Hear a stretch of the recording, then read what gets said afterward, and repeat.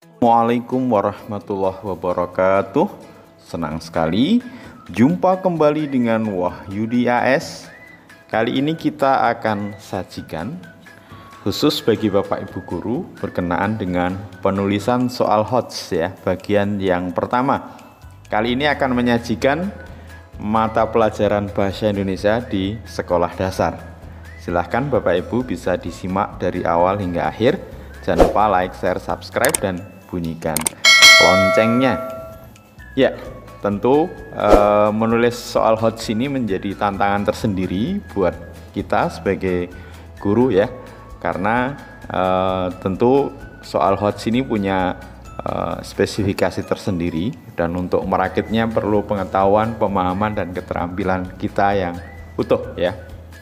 Oke, kali ini untuk bisa memahami perlu kita tahu bahwa prinsip dalam penulisan soal HOTS itu yang pertama, soal HOTS itu perlu atau disarankan menggunakan stimulus ya. Kenapa harus menggunakan stimulus? Biasanya soal-soal yang tidak menggunakan stimulus itu mengarah ke bentuk pertanyaan yang menanyakan tingkat berpikir yang levelnya rendah, yaitu kaitan dengan mengingat dan seterusnya. Sementara nanti stimulus nanti dapat berupa teks, gambar ya, skenario, tabel, grafik, wacana, dialog, video, atau masalah ya. Kemudian yang kedua, prinsip dalam penulisan soal HOTS adalah menggunakan konteks yang baru. Nah, tentu ini sangat menarik nanti ya bagi peserta didik ketika mendapati atau Bapak Ibu bisa menghadirkan konteks baru yang tentunya sesuai dengan tingkat berpikir kognitif dari peserta didik, sehingga motivasi untuk bisa memecahkan permasalahan yang kita sajikan. Yang ketiga, tentu karena ini soal HOTS berarti harus mengarah ke proses berpikir tingkat tinggi atau berkaitan dengan penalaran ya. Tiga hal ini yang perlu menjadi kita pahami kaitan dengan prinsip dalam menulis soal HOTS ya, menggunakan stimulus, menggunakan konteks yang baru, dan proses berpikir tingkat tinggi atau penalaran. Bapak Ibu, di sini akan kita sajikan bagaimana kita bisa membedakan ya tingkat kesulitan dan kompleksitas proses berpikir, sehingga nanti Bapak Ibu bisa membedakan ini kaitan dengan proses berpikir dan ini berkaitan dengan tingkat kesulitan. Oke, pada kolom vertikal ini nanti berkaitan dengan tahapan atau tahapan dari proses berpikir, sementara meliputi yang pertama itu level 1 yaitu mengingat ya, kemudian yang kedua menerapkan di level 2, dan tentunya yang ketiga penalaran atau berpikir tingkat tinggi ini di level yang ketiga. Jadi nanti arah ke vertikal itu menunjukkan semakin ke bawah levelnya makin tinggi dalam proses berpikir. Mulai dari mengingat di level 1, menerapkan di level 2, dan berpikir tingkat tinggi di level 3. Sementara arah horizontal ke kanan itu berkenaan dengan tingkat kesulitan. Jadi kolom yang pertama nanti soal yang mudah, kolom yang kedua nanti soal yang sulit. Nah, mudah-mudahan dari matrik ini Bapak Ibu bisa membedakan, bisa memahami berkenaan dengan proses berpikir dan tingkat kesulitan. Sebagai contoh di ruang yang di sini, ini berarti level mengingat mudah. Nah, contoh pertanyaan atau soal yang disajikan. Siapakah nama presiden pertama negara Republik Indonesia? Ya. Jadi kalau menanyakan siapa, kapan, di mana, tepatnya kapan, dan seterusnya, itu berarti level kategori mengingat ya. Dan karena kita bisa menjawabnya dengan cepat ataupun tidak ada kesulitan, maka dikatakan tingkat kesulitannya mudah ya. Oke. Nah, sekarang perhatikan pada level mengingat ini ternyata ada yang sulit juga. Nah, perhatikan. Siapakah Presiden Republik Indonesia yang membuka konferensi non-blok ke-16? Jadi karena bertanya siapakah, maka levelnya mengingat level 1. Tapi karena di sini informasinya mungkin kita tidak tahu, menjadikan soal ini menjadi sulit. Nah, jadi di baris yang pertama ini level kognitif proses berpikirnya adalah level 1 yaitu mengingat, tapi bisa tingkat kesulitannya bisa mudah, bisa sulit. Nah, bisa dipahami Bapak Ibu ya. Oke, sekarang di baris yang kedua, levelnya di proses berpikir adalah menerapkan. Contoh soal yang mudah. Nah, Andi berlari mengelilingi lapangan berbentuk persegi panjang dengan ukuran 28 meter kali 15 meter. Berapakah total jarak yang telah ditempuh Andi setelah mengelilingi lapangan tersebut sebanyak 2 kali? Jadi di permasalahan ini menerapkan aplikasi dari keliling persegi panjang ya. Nah, sehingga nanti karena datanya sudah jelas tinggal diterapkan. Jadi termasuk level kognitif atau proses berpikirnya menerapkan tapi tingkat kesulitannya mudah. Nah, menerapkan yang lebih sulit itu kira-kira seperti ini. Pak Bagas ingin memagari kebun miliknya yang berbentuk persegi panjang berukuran 12,93 meter kali 9,18 meter. Biaya pemagaran adalah 15.750 per meter. Apabila Pak Bagas mendapat diskon sebesar 39% atas biaya pemagaran tersebut, berapakah nominal uang yang harus dikeluarkan oleh Pak Bagas? Jadi sebenarnya topiknya masih sama, ya, berkenaan dengan keliling dari persegi panjang, kemudian ditambahi nanti ukuran dari pembiayaan dan diskon. Cuman ini kalau dikerjakan, ya mungkin beberapa siswa akan mengalami kesulitan. Tapi dari level berpikir, ini level berpikirnya adalah menerapkan ya.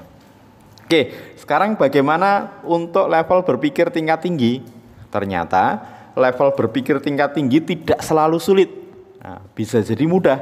Nah, perhatikan dia menggunakan kata mengapa Sari meminjamkan buku kepada Dini meskipun dia mengetahui bahwa Dinilah yang menyebabkan dia celaka. Nah, di sini pertanyaannya menggunakan kata tanya mengapa. Nah, mungkin kalau diklasifikasikan di sini termasuk level penalaran ya.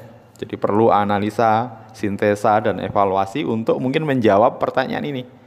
Tapi levelnya masih mudah ya. Nah, oke. Sementara mungkin contoh berpikir tingkat tinggi atau penalaran yang agak susah ya. Pertanyaannya adalah bagaimana keputusan yang akan diambil oleh Sinta? Apa yang mendasari keputusannya? Tunjukkan bagian teks yang mendukung hal tersebut. Nah, ini mungkin levelnya sulit ya. Kata bagaimana, kemudian keputusannya itu seperti apa yang mendasari, tentu perlu analisa, evaluasi, membaca dan seterusnya.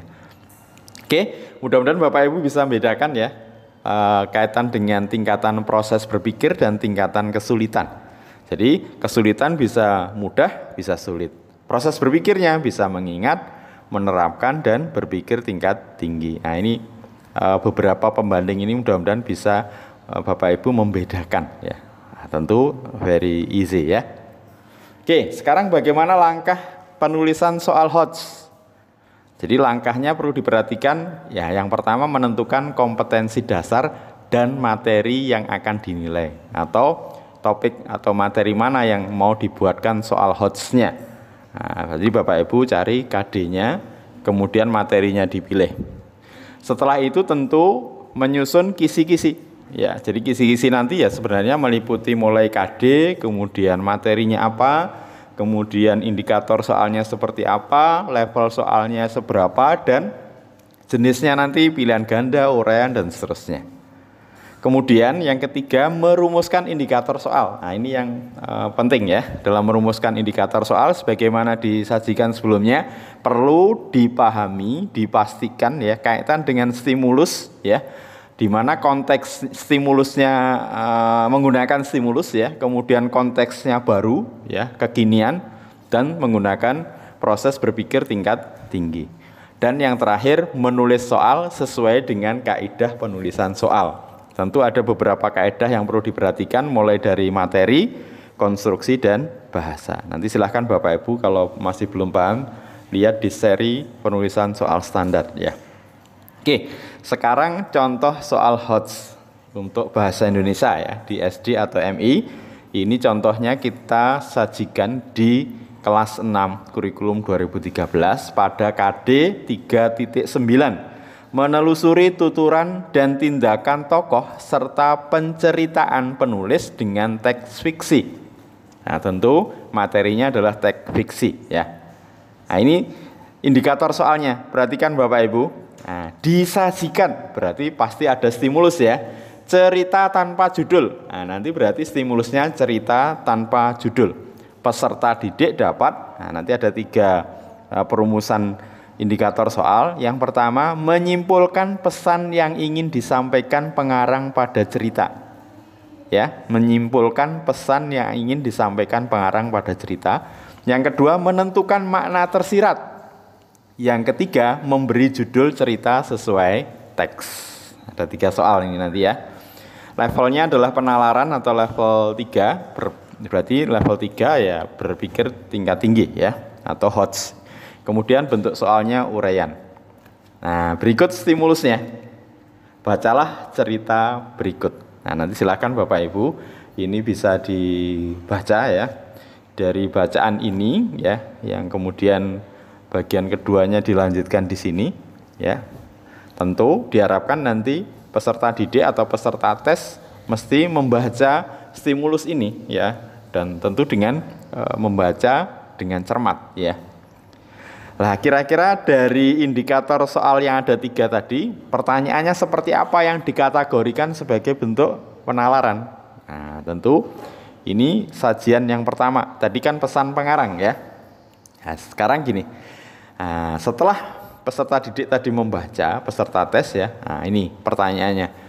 Apa yang dipikirkan Tata ketika memanggil saudara-saudaranya untuk menolong Mimit? Nah, tentu ini pertanyaan terbuka ya, open ya.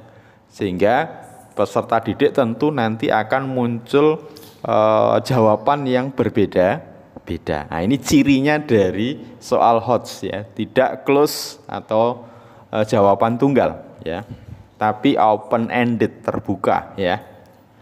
Yang kedua, nah tadi kan sikap apa yang mungkin bisa dicontoh ya. Nah, di sini sikap apa yang dapat diteladani dari tindakan saudara-saudara Mimit dalam cerita di atas. Nah, tentu peserta didik pasti harus membaca cerita ini ya, kemudian membuat simpulan. Ketiga, apa judul yang tepat untuk bacaan tersebut? Nah, ini sangat menarik ya. Jadi nanti pasti akan muncul banyak judul. Tentu kita perlu membuat pedoman penskoran agar juga paling tidak ada rambu-rambu untuk bisa mengukur seberapa ketepatan dari jawaban dari peserta didik. Nah, berikut adalah pedoman penskorannya. Jadi yang pertama, alternatif mungkin jawaban yang bisa muncul, Tata berpikir bahwa tidak dapat menyelamatkan Mimit seorang diri. Nah, makanya dia memanggil saudara-saudaranya. Yang kedua, sulit untuk menolong Mimit sendirian, ya. Atau bisa jadi muncul jawaban-jawaban lain yang kira-kira semakna dari yang di atas. Nanti diberi skor 1 kalau benar ya. Oke. Untuk yang kedua, apa yang bisa diteladani? Nah, ternyata bekerja sama melakukan pertolongan. Jadi ini bisa menjadi bentuk penanaman sikap ya ke anak-anak. Yang kedua, bisa saling menyayangi antar saudara. Jadi kalau saudara ada kesulitan, maka di sini sebenarnya nilai-nilai ini yang mau kita tanamkan di situ juga. Atau jawaban lain yang semakna. Yang ketiga, kira-kira apa judul dari teks yang tadi disajikan? Nah, bisa jadi muncul tolong menolong, bekerja sama, kisah Mimit, saling menyayangi, atau jawaban-jawaban yang lain yang sesuai ya. Sungguh menarik ya di soal HOTS ini. Oke, mudah-mudahan Bapak Ibu bisa memahami dengan baik. Terima kasih. Sampai ketemu pada video berikutnya. Assalamualaikum warahmatullahi wabarakatuh.